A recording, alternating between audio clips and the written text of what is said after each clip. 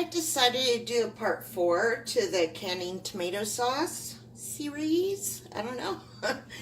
But I wanted to show you what I mean that you gotta clean your jars. I took the rings off these jars, and do you see how gunky it is right there? You gotta wash that off. You cannot store it this way. That will grow bacteria and that will compromise your jars. And then you'll get sick, get botulism, maybe die. So make sure you clean it and you don't store your jars with the rings on it. It could compromise seal too. So we're just going to take some hot soapy water, not too hot, I don't want to unseal my jars, but pretty warm. And we're just going to clean this right. And then the entire jar. Make sure you get it all clean. Okay? Take this top right here. I'm just going with my fingernail. I'm not pulling up because I don't want to unseal my jar. But I'm just getting right in there. Right there. You need a washcloth. Sponge, not going to work. You won't be able to get in those crevices. I don't know, maybe you can. You can try it. But the point is, this is my dryer. Or my washer. The point is, and now we're going to do the entire jar. The point is, get it clean. Wash the bottom. Especially if you're going to store this in a cellar or out in a shed that stays cool. Not above like 70 degrees or 80. I think you could go. Like in a house. It's fine. My pantry stays cool. Like in, I think in the summer it'll get to like 70, but normally it stays about 62 to 66 in my pantry. It's cool when I go in there. It's beautiful. It's clean. Remember I put vinegar in my water? And I have hard water. This would have been gunked up with white stuff from the calcium and all that chemicals they add in our public waters. And it would have been really hard to scrub this off. So I'm okay with risking my rings tarnishing and getting rusted from the vinegar in the water than have to deal with the white stuff. So I'm going to keep washing these jars. See, every jar got gunk under there. Okay? They're not clean. They're not sanitary yet. Just because it's sealed doesn't mean bacteria can't get down in those jars. So I'm going to continue to wash the jars. I've done most. I'll bring it over here. And I put them in a drainer like this. And that way they can kind of drip dry. And then I come with a towel and I make sure they're really dry before I put it back in the box. And I'll show you how to do that. Okay, we're going to dry the jars, label the jars, and store them in this box. Okay. Remember I told you don't cut the plastic top off all the way. That's going to come in handy. Alright, so I just take paper towel. Just keep it clean. Get the top and get underneath the edge. Just dry it. You can feel it when it's dry or not, right? I'm sure you get your fingernail in there if you can, if you have them. Use a tip of a butter knife, but don't pull up. You don't want to compromise your seal. Get it nice and dry. And then I'm going to label it. I use a Sharpie.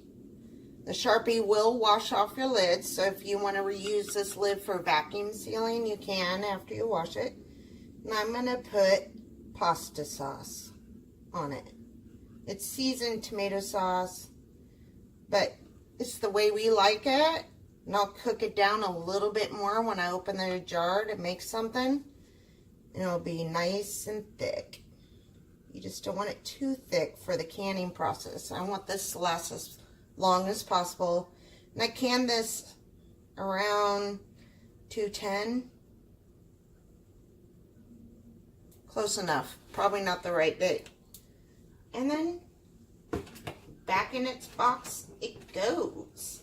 I did a full case of 1.5 jars and almost a full case of pints. And the pints have 12 jars, and the 1.5 jars, the case is 9. So I was too shy of a full case of pints out of 51 pounds of tomato. I mean, not bad. Not bad at all. You know, this video might not be needed. Self-explanatory. Wash your jars, dry them, store them without the rings. But I thought I'd show you how I do it because, you know, maybe it's not self-explanatory. People have failures, and this is why they don't take the time in the beginning to make sure everything's sterile, clean, and nothing went in the jar besides tomato sauce, and we store our jars so nothing else gets in those jars. All right, they're all clean and dry. I got 9 1.5 pint jars, a full case. They're all labeled and dated, and they're ready to be stored. I wanted to show you how clear my jar is and the sauce.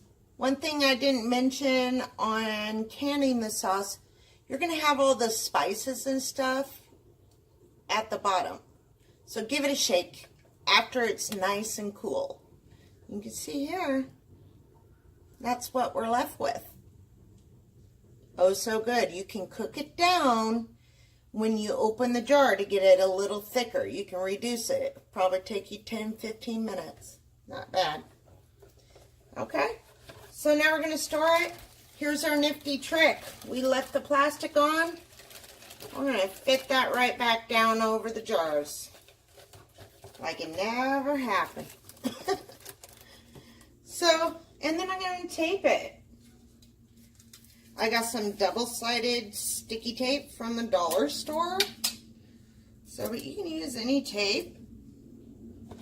And I'm just going to put it on this corner right here so I can fit it down over it. And boom.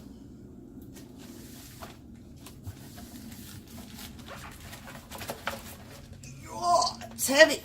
It's taped down. Let's do this side right here. This way. There we go.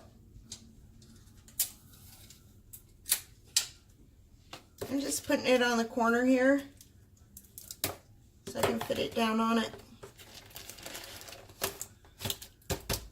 And then if you got a loose edge here, you can do it here. Oh, I lost the end. No, there it is. All right. Just to ensure your plastic stays down, you know, tape it close. There we go. And that's going to go into my pantry. Voila. All right, I hope you enjoyed this video or got some use out of it. And if you didn't, and you're still here, thanks for watching. So, like, subscribe, share my videos. Let's get the word out. Everybody needs to start making their own.